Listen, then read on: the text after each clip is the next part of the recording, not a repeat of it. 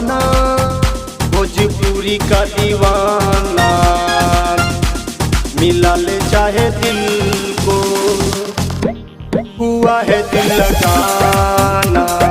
सारा जमाना भोजपुरी का दीवाना, मिला ले चाहे दिल को, हुआ है दिल लगाना। सारा जमाना भोजपुरी का दीवाना।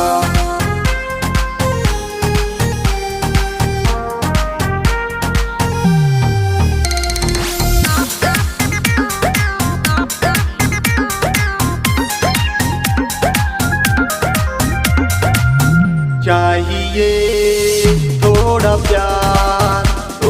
प्यार चाहिए दोस्तों आपका।